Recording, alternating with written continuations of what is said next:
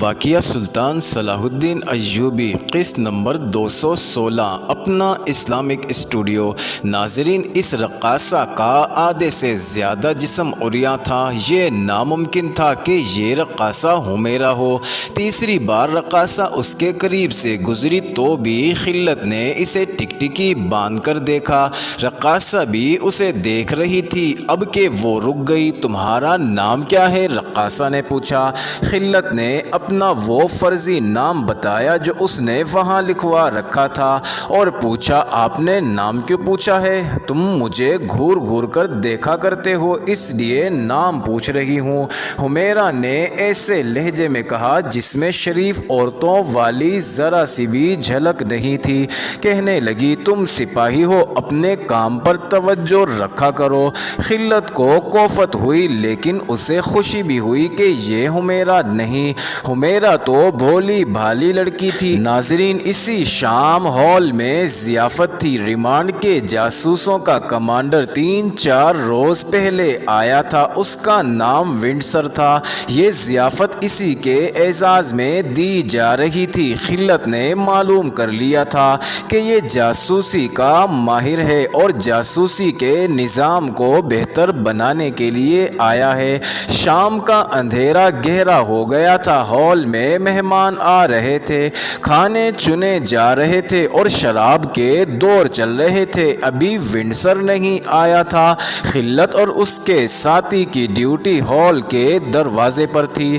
کچھ دیر بعد ونڈسر آ گیا۔ اس نے دونوں پہرے داروں کو غور سے دیکھا، پھر اس نے خلت کے چہرے پر نظریں گاڑ دیں۔ تم خلیفہ کے محافظ دستے میں کب آئے ہو؟ ونڈسر نے خلت کی زبان میں پوچھا۔ یہاں آ کر مجھے محافظ دستے میں لیا گیا ہے، خلت نے جواب دیا۔ اس سے پہلے میں دمشق کی فوج میں تھا۔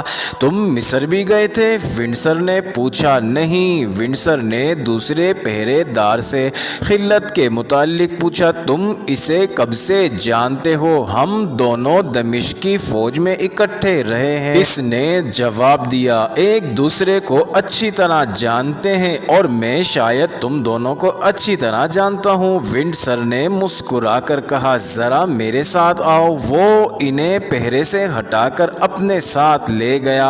وہ گھاگ سراغ رساں اور جاسوس تھا۔ یہاں پہنچتے ہی اس نے باڈی گارڈ کی خفیہ چھان بین شروع کر دی تھی۔ خلت کو دیکھتے ہی اسے کچھ یاد آ گیا تھا اور اس نے جب اس کے ساتھی کو دیکھا تو اس کا شک پکا ہو گیا۔ شک غلط بھی نہیں تھا۔ خلت اور اس کا ساتھی 3-4 سال سے انٹیلیجنس میں تھے اور وہ اکٹھے رہتے تھے۔ ان کی جوڑی پکی ہو گئی تھی۔ ناظرین، ونڈسر انہیں اپنے کمرے میں لے گیا جو اسی عمارت میں بڑے ہال سے تھوڑی ہی دور تھا۔ کمرے میں لے جا کر اس نے مشعل کی روشنی میں دونوں کو ایک بار پھر غور سے دیکھا۔ اگر تم مجھے یقین دلا دو کہ تم یہاں کے وفادار ہو اور صلاح الدین ایوبی کو اپنا دشمن سمجھتے ہو تو میں تمہیں چھوڑوں گا ہی نہیں بلکہ ایسے کام پر لگا لوں گا جہاں عیش کرو گے۔ ونڈسر نے کہا، جھوٹ نہ بولنا، پچھتاؤ گے۔ ہم یہیں کے وفادار ہیں، خلت نے کہا۔ تم نے وفاداری کب سے بدلی ہے؟ ونڈسر نے پوچھا۔ اور کیوں بدلی ہے؟ خدا اور رسول کے بعد خلیفہ کا رتبہ ہے، خلت نے کہا۔ صلاح الدین ایوبی کا کوئی رتبہ نہیں۔ مصر سے کب آئے ہو؟ ونڈسر نے پوچھا اور جواب کا انتظار کیے بغیر کہا، تم شاید مجھے نہیں جانتے، میں بھی تمہاری طرح جاسوس ہوں۔ نام شاید بھول جاؤں، چہرے نہیں بھولا کرتا۔ علی بن سفیان کہاں ہے؟ مصر میں یا دمشق میں؟ ہم اسے نہیں جانتے، خلت کے ساتھی نے جواب دیا۔ ہم سیدھے سادے سپاہی ہیں۔ ناظرین، ونڈسر نے دروازے میں جا کر دیکھا اور کسی ملازم کو آواز دی۔ ملازم آیا تو اس نے کسی لڑکی کا نام لے کر ملازم سے کہا کہ اس اسے بلا لاؤ۔ ناظرین، وہ لڑکی قریب ہی کسی کمرے میں تھی۔ ذرا سی دیر میں ایک بڑی حسین لڑکی آ گئی۔ خلت کو معلوم تھا کہ یہ صلیبی لڑکی ہے۔ اس کے ساتھ نئی رقاصہ تھی جسے دیکھ کر خلت کو حمیرہ یاد آ جایا کرتی تھی۔ ونڈسر نے صلیبی لڑکی سے عربی زبان میں بات کی۔ اس سے ہنس کر پوچھا کہ اس رقاصہ کو کیوں ساتھ لے آئی ہو؟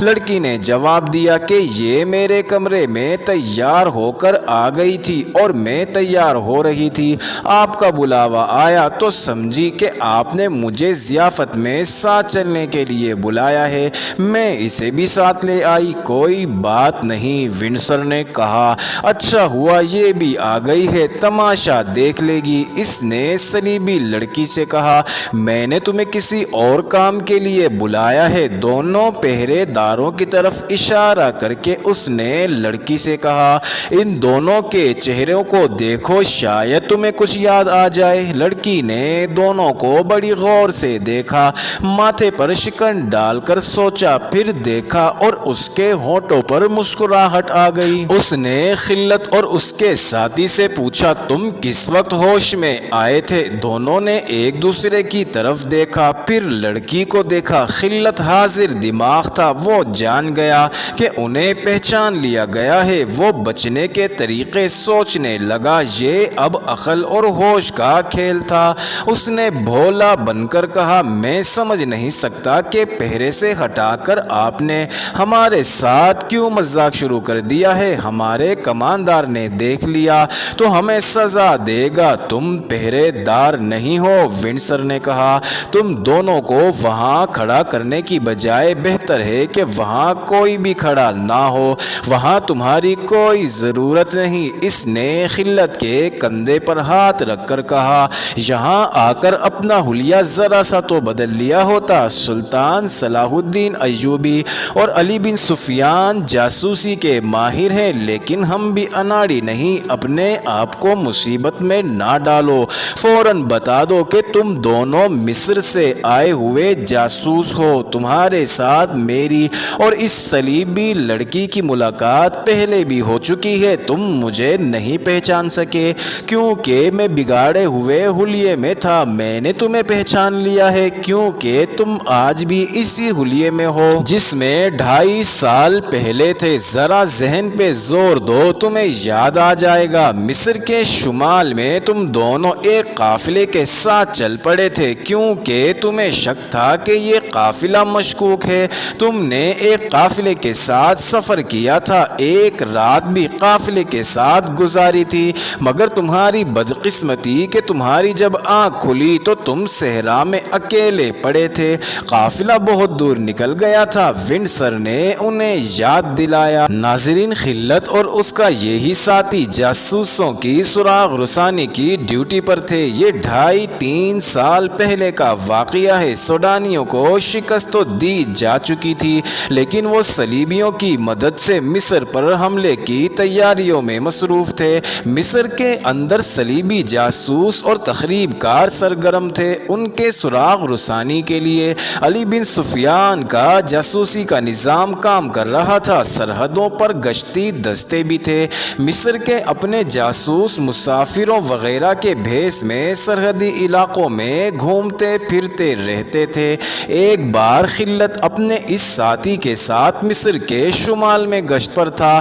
دونوں اونٹوں پر سوار تھے اور دونوں غریب سے صحرائی مسافروں کے بھیس میں تھے۔ انہیں ایک قافلہ جاتا نظر آیا جس میں بہت سے اونٹ اور چند ایک گھوڑے تھے۔ ناظرین، قافلے والوں میں بوڑھے بھی تھے، جوان بھی تھے، بچے اور عورتیں بھی تھی۔ خلت اور اس کا ساتھی جاسوس تھے، وہ قافلے کو روک کر دیکھ نہیں سکتے تھے۔ انہیں ہدایت یہ تھی کہ آتے جاتے قافلوں کو دیکھیں اور ذرا سا بھی شک ہو تو قریبی سرحدی چوکی کو اطلاع دیں۔ یہ چوکی والوں کا فرض تھا کہ قافلے کو روک کر چھان بین کریں اور سامان کی تلاشی بھی لیں۔ سرحدی دستے فوجی طاقت کے زور پر یہ کام کر سکتے تھے۔ 2 جاسوسوں سے اتنی زیادہ تعداد کا قافلہ نہیں رک سکتا تھا۔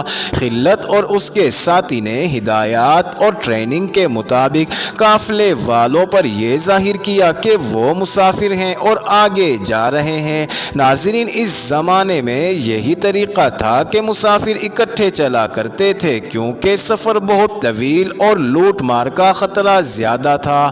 قافلے والوں نے ان کو اپنے ساتھ ملا لیا۔ ان دونوں نے گپ شپ کے انداز سے معلوم کرنا شروع کر دیا کہ یہ قافلہ کہاں سے آیا ہے اور کہاں جا رہا ہے۔ انہیں معلوم تھا کہ اگلی سرحدی چوکی کہاں ہے، مگر انہوں نے دیکھا کہ قافلہ ایسی سمت کو جا رہا تھا جس طرف کوئی چوکی نہیں تھی۔ وہ علاقہ ہی ایسا تھا کہ گشتی پہرے اور چوکی سے بچ کر نکلا جا سکتا۔ اونٹوں پر جو سامان لدا ہوا تھا وہ بھی مشکوک سا معلوم ہوتا تھا۔ پتہ نہیں چلتا تھا کہ ان بڑے بڑے مشکوں اور لپٹے ہوئے خیموں وغیرہ میں کیا ہے۔ بہرحال سامان معمولی نہیں تھا۔ خلت اور اس کے ساتھی صحرائی خانہ بدوشوں کے انداز سے معلوم کرنے کی کوشش کر رہے تھے۔ قافلے میں 4 جوان لڑکیاں بھی تھیں۔